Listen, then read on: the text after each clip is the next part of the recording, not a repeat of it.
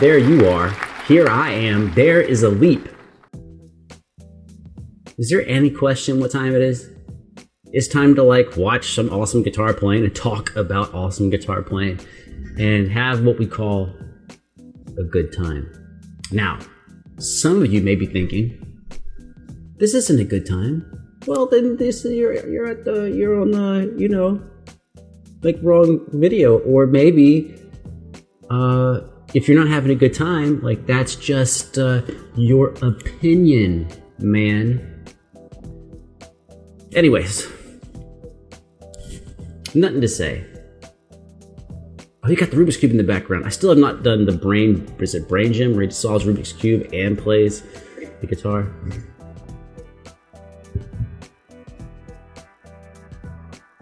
Why are you looking at me?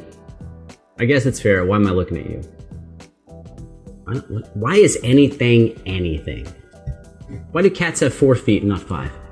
Evolution probably, but you know, a 5th foot would be cool. Anyways, let's go. Let's do this. I'm happy. Are you happy?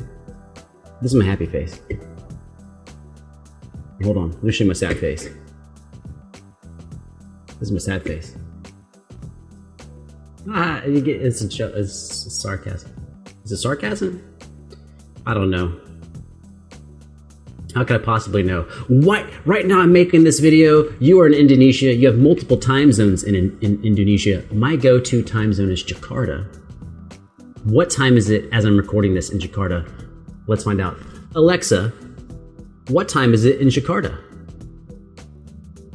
In Jakarta, it's 10:42 a.m. It's 10:42 a.m. Good morning when I'm recording this, but it's probably not good morning when you're watching this. Now, let's go.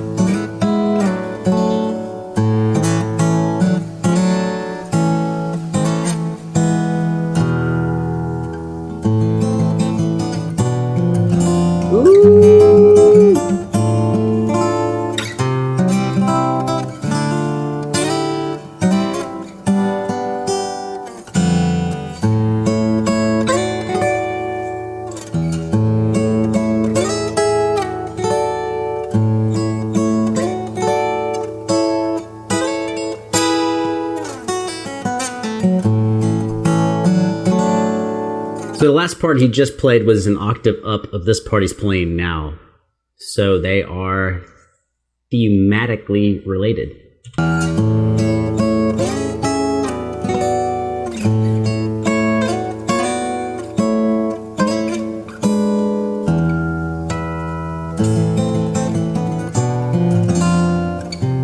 That section is dope.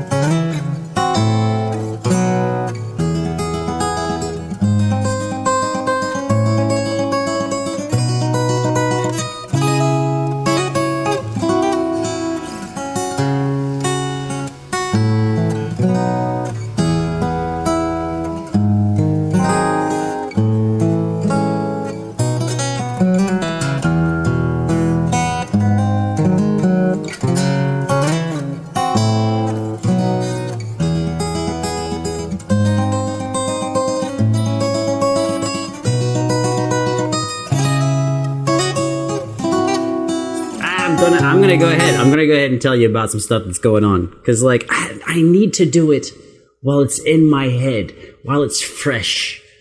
You know, so some people are like, why are you stopping in the middle? Because the longer I wait, the more likely what I'm gonna say is gonna be bullshit. So I gotta do it on the fly while it's real to me. Let's use the steel string. Oh, hey, come here. Okay. 2 kind of chord shapes you need to learn. 1, the A. the A chord. Another one is D, but with your F sharp in the bass. So it's a D chord, but you use an F sharp on the 4th string, 4th fret. Now, don't play the 1st string, and that gives you that. So his opening is, right?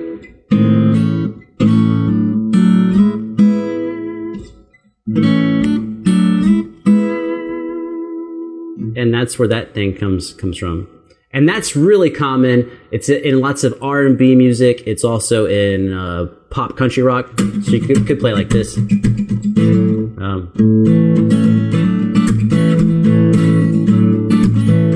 Let's do it differently. Let's do it.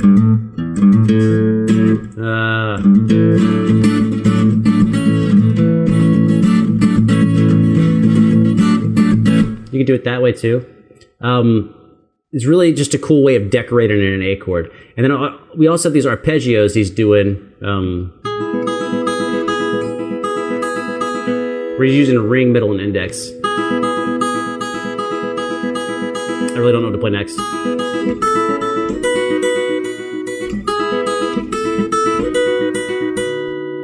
It's also pretty fast if you use thumb, index, and middle.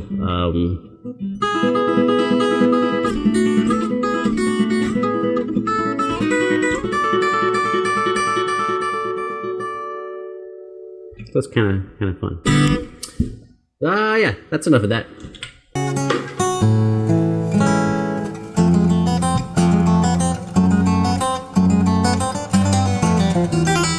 Ooh, that is classical playing.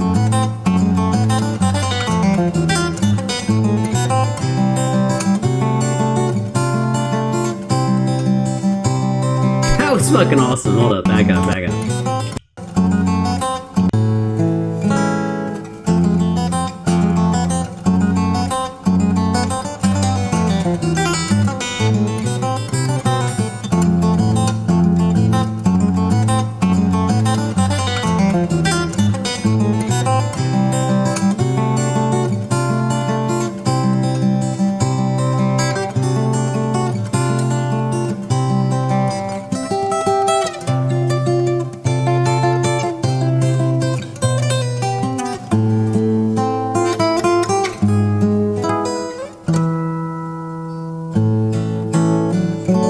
There's that opening on the A major chord.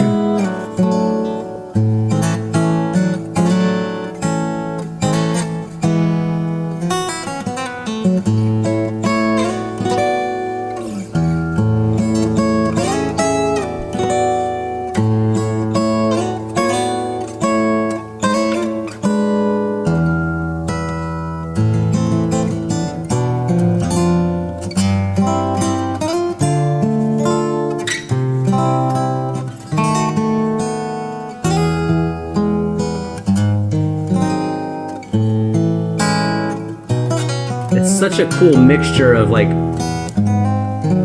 regular pop and then like a little jazz in that one classical section.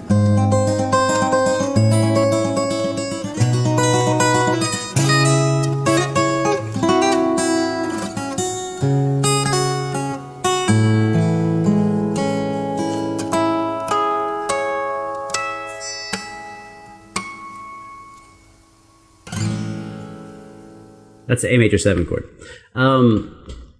His last chord, in case you want to play it, A major 7, which is just like your A major chord. But you're going to change one note. You're going to take this A here, the 2nd fret, and put it on G sharp, 3rd string, 1st fret, and now instead of having this chord, you're going to have that chord.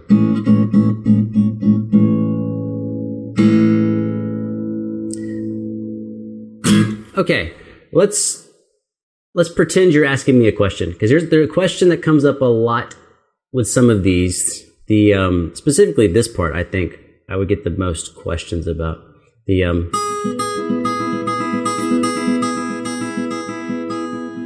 now I'm actually not much of a fan of the ring middle index, unless I have to. Even if I have to, I will.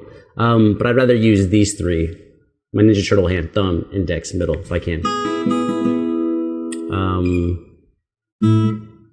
Unless I had to do like 3 fingers with the bass, which he was doing, so like.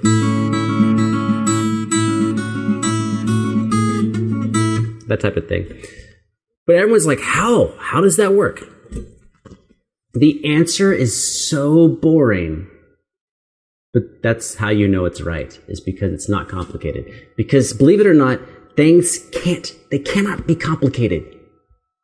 They have to be simple and then drilled to perfection. So it's really as simple as you don't even need a left hand. You just pluck the strings in a row. Right? So what I would say is do 4 notes. So these are triplets, so da da da da da da da da da da da. If you want to count 1, 2, 3, 1, 2, 3, 1, 2, 3. So what I encourage you to do is to do a burst, like 1, 2, 3, 1. 1, 2, 3, 1. And go slow. 1.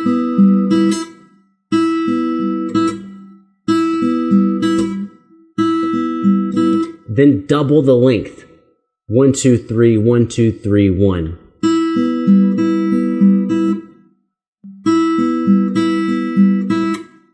How about 3 in a row? 1, 2, 3, 1, 2, 3, 1, 2, 3, 1.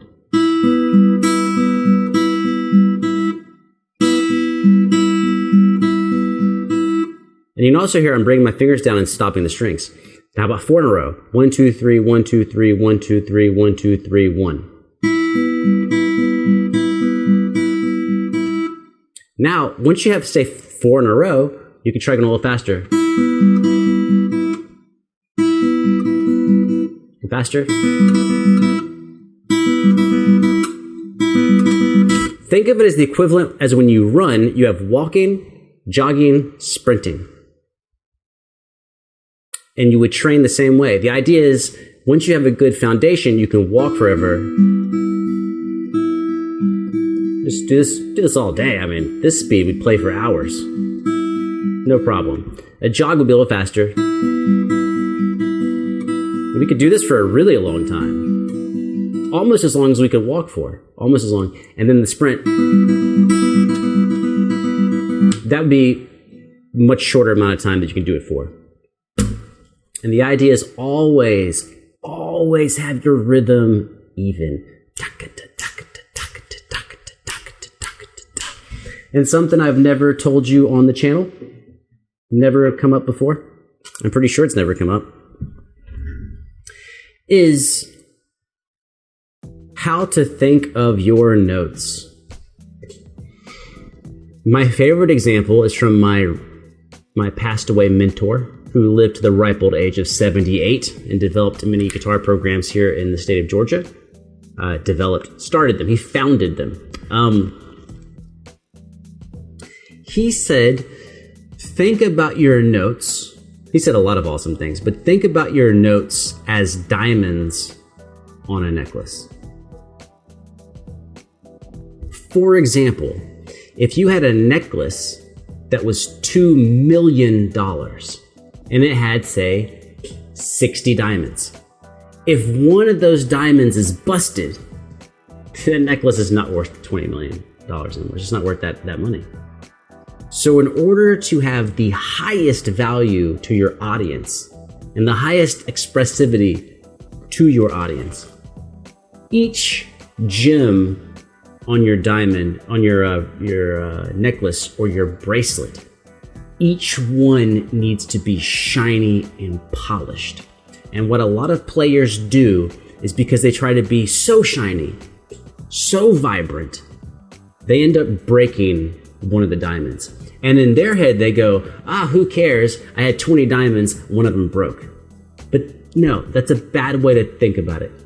The way to think about it is I'm constructing an entire string of diamonds. And if I break any of those diamonds, the entire necklace is almost worthless. That's what he said. Now, of course, I think that's true, and I repeat it to other people. I'm repeating it to you now. But I think that is a fantastic way to think about your music, is that we often as musicians treat some notes more important than other notes. We treat some passages more important than other passages. But if you play a passage wrong, you've really destroyed the experience for yourself and for the audience. So, and what's the antidote to that? How do you not break the necklace? How do you not break the diamond? Don't play too fast. Don't try to show off with speed. Show off with execution and precision and consistency. Be consistently good. Be consistently of value. Then who's going to stop you? Ain't nobody going to stop you. But it does require some patience. You must be patient that when you are building something solid, that the end result of your effort will be worth the time it took to lay it in place. If it's a building, you know, when you lay one brick, it's one brick, but your vision should be the entire building. If you lose track of the building, who cares that you're putting a brick down? So you put down each brick thoughtfully. And the idea is, if you put down each brick with a precise vision, then you will end up with a structure that can withstand the test of time. It can withstand the elements and the negative things that befall a physical structure. That's my rant. I'm talking to you. I'm in a mood today. I'm in a certain type of mood and I feel good. And I feel good about you being here. I hope you feel good about yourself. And if you don't, well, think about who you are. You're you. And I'm not you. You have an upper hand on me. I can't be you. I can't be who you are. I can't do what you do. Only you can do that. That means you've got an upper hand on me when it comes to being you. So be grateful that you are you. Because you have something that I don't have.